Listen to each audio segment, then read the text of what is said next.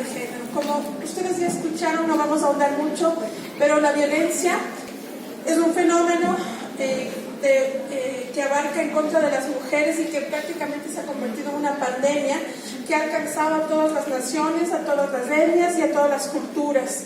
La violencia contra la mujer está infiltrada desde detalles pequeños, desde un chiste mal hecho hasta políticas públicas que fomentan la muerte de las mujeres. En ese proceso, en este problema de la violencia contra las mujeres, la víctima debe ser tratada desde una óptica en el que ya escucharon ustedes algunos conceptos como son la revictimización, que es la prohibición que el Estado pone a los funcionarios, a las autoridades y a los procesos para que tratemos a la víctima lo menos lesivo posible.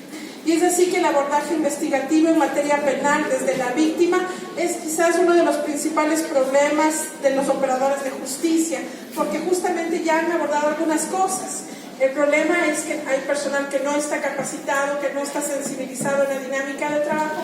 Entonces, ¿cómo empezar a investigar si de por sí ya tenemos a veces prejuicios y sesgos que podamos tener los operadores de justicia? Justamente, como digo, este es uno de los retos principales que la Administración de Justicia enfrenta en estos casos. Para ello, al menos de parte de la Fiscalía, desde el principio, yo recuerdo que debe ser en el año 2003 máximo, cuando inicia la Fiscalía con la doctora Mariana Yepes, ella fue una de las pioneras en iniciar las unidades de delitos sexuales y violencia intrafamiliar. ¿Por qué? Porque antes, entendamos también haciendo un análisis breve de cómo fue la situación de la violencia de género en el país, hacemos un recorderis y estaríamos en la década de los 70s, 80s, casi llegando a los 90, cuando las mujeres no podíamos denunciar a nuestros cónyuges, no podíamos denunciar peor a nuestros novios o convivientes porque ni siquiera existía un nexo legal y no se podía denunciar si es que éramos víctimas de algún tipo de abuso o violencia. Entonces, ¿qué pasó? Después la vigencia del Código Procesal Penal entró a dar otro enfoque a la legislación ecuatoriana y un poquito más adelante empiezan a aparecer con la entrada en vigencia de la CEDAW, de la Belén do Pará, empieza también los movimientos de mujeres empiezan a trabajar y es algo que debemos destacar. Todo lo que nosotros tenemos ahora, que hemos conseguido, todos los derechos, lo debemos a los movimientos de mujeres que trabajaron desde hace décadas en el país para llegar ahora a tener muchos de los derechos y reconocimientos y protecciones que ahora tenemos. Entonces nace la Ley 103, en donde se empieza a especializar un poco la justicia, aparecen las comisarías de la mujer y la familia, y en esa dinámica de trabajo también ya la justicia penal empieza a entender que se necesitan unidades especiales para el tratamiento de las víctimas y de estos casos. La unidad entonces a la cual me pertenezco actualmente, que se denomina Fiscalías Especializadas de Violencia de Género, es más bien el acatamiento del artículo 81 de la Constitución, que establece que para el tratamiento de estos delitos debe haber fiscales especializados en esta temática. Justamente una de las cosas y el objetivo de estas unidades es que trabajemos con enfoque de género. El enfoque de género nos va a permitir buscar en medio de todo un proceso investigativo esa comprensión de la violencia ejercida en condiciones de mayor vulnerabilidad, como puede ser edad, puede ser etnia, consecuencias y efectos diferenciados, permitiendo un abordaje integral y no discriminatorio hacia la mujer. Las condiciones constitucionales, una de las cosas que ustedes deben saber es que la Constitución establece que los fiscales en su trabajo deben observar ciertas normas. La disposición es: la Fiscalía dirigirá al oficio o a petición de parte las investigaciones preprocesales y procesales penales durante los procesos. Y en esta investigación o en este inicio de la acción penal dice algo en una disposición: con especial interés con especial atención al interés público y a los derechos de las víctimas. Si bien es cierto, para la Fiscalía, las víctimas de violencia de género son, como la norma establece, sujetos procesales denominados víctimas. Nosotros como fiscales entendemos que son sobrevivientes de violencia y esa es la dinámica de trabajo que ahora estamos cambiando los operadores de justicia y que también estamos sensibilizándonos a esta temática. Entonces nosotros debemos enfocarnos en las necesidades de los sobrevivientes de violencia, verificar si es que tuvieron atenciones médicas, psicológicas, una reparación que aborde toda la integralidad de la persona. No nos quedamos en el mero enunciado de una reparación monetaria, que a veces es lo que se propende.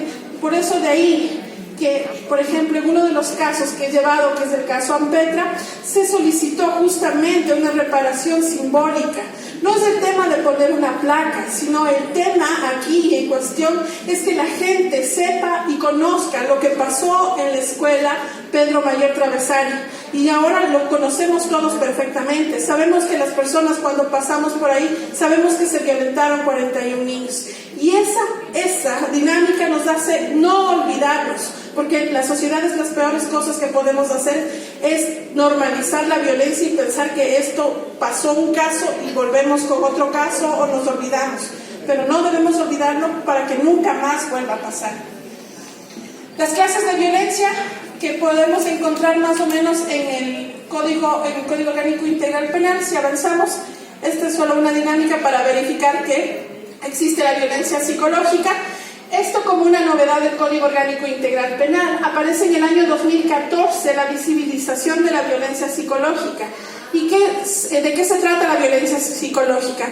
Son las personas que como manifestación de violencia contra la mujer o miembros del núcleo familiar causen perjuicio en la salud mental por actos de... Y aquí vayan un poco haciéndole un checklist a las relaciones que hemos tenido como mujeres. Si es que ha habido amenazas, manipulación, chantaje, humillación, aislamiento, vigilancia, hostigamiento, control de creencias, decisiones y acciones, evidentemente, si es que una de estas hay en una relación entre un hombre y una mujer, esto no debe ser tolerado. Y si esto causa una afectación a nivel psicológico, va a ser un tipo penal en el cual se puede denunciar ante la Fiscalía.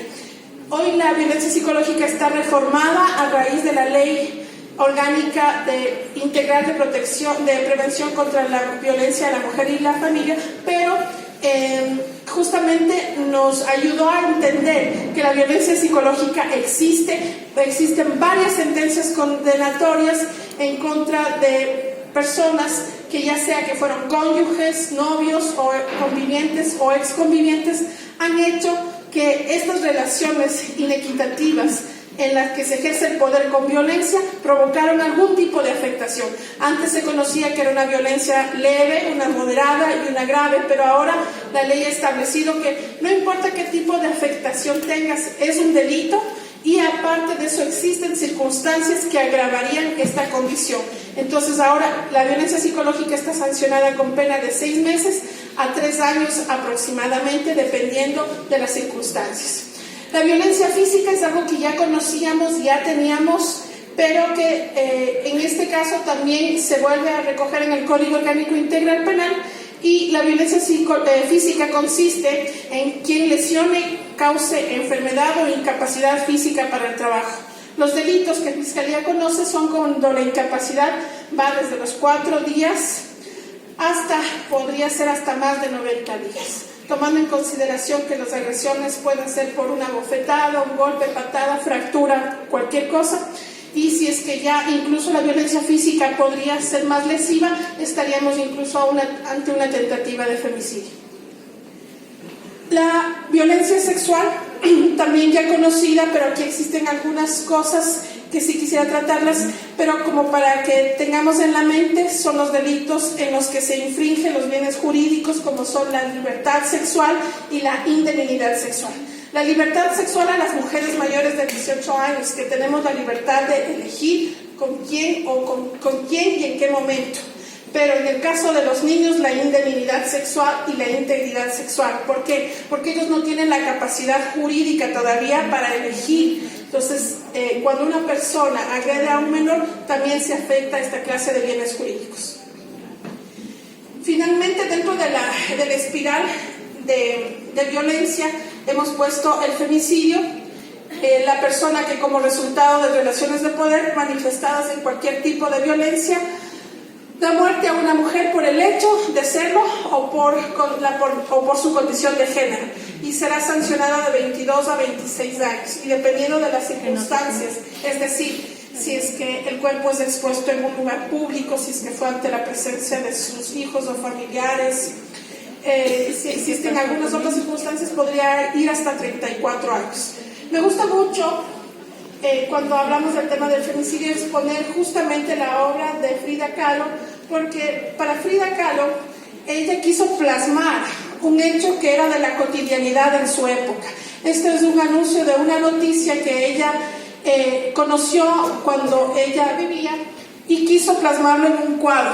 La noticia decía o recogía la versión del acusado cuando, si podemos ver la escena, son varias puñaladas que le da a la víctima en lugares estratégicos como son en el corazón y aparentemente también en el estómago.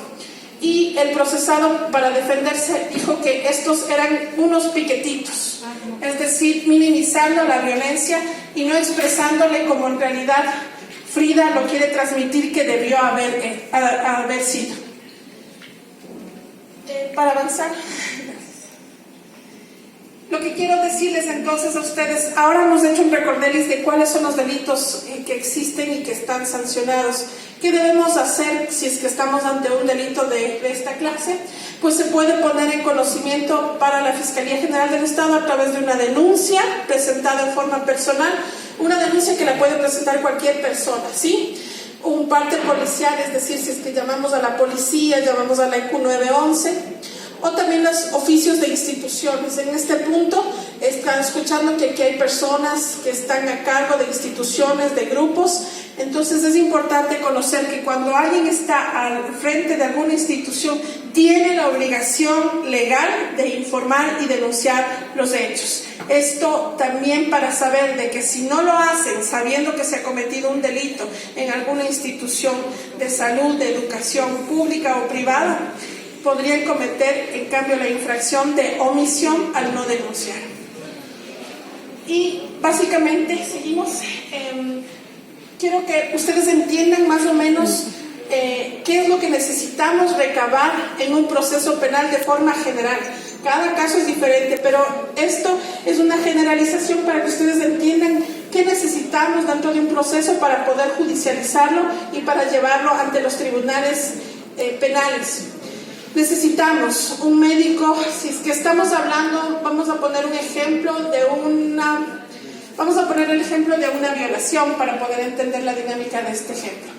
Entonces, si es que estamos hablando de una violación, vamos a necesitar de un examen médico forense, que podría ser ginecológico a las mujeres o proctológico a un hombre. En ese sentido, entonces, necesitamos hacerle el examen. ¿Para qué? Por eso lo importante de que las víctimas de estos delitos no se bañen, para que cuando vayan donde el médico pueda recabar hisopados, pueda recobrar muestras, pueda retirarles las prendas interiores incluso, porque a veces se queda material genético del agresor en las ropas. Entonces es importante no bañarse y que el médico sea el que revise a la víctima inmediatamente. Creo que es una de las cosas principales que debemos pensar cuando escuchamos que alguien ha sido víctima de una agresión sexual. Posteriormente, pues con las muestras que el médico tome, se hacen exámenes de ADN, informes biológicos para análisis de qué sustancias se encuentran presentes en las cavidades de donde el médico haya obtenido las muestras. En el caso también de las mujeres cuando son violentadas sexualmente, cuando se encuentran ya sea en estado etílico o cuando sean por alguna intoxicación, que podría ser por drogas generalmente, si es que ya hubo el dolo de cometer el delito. Esto es importante, porque no sé cuántos hombres están aquí. ¿Podrían alzar la mano? Están bastantes. Ahora, esta recomendación va para ustedes. Les voy a preguntar. Si es que una mujer les dicen, vamos a una discoteca, y ella les dice, sí, ¿qué entienden ustedes? Que quiere ir a bailar, ¿no es cierto? ¿Entienden eso? Sí, ¿no es cierto? Si es que ustedes dicen, vamos a tomarnos unos cócteles, y ustedes le preguntan, ¿quieres tomar cócteles? Y ella te dice, sí, ¿qué entienden? Que sí quiere tomar.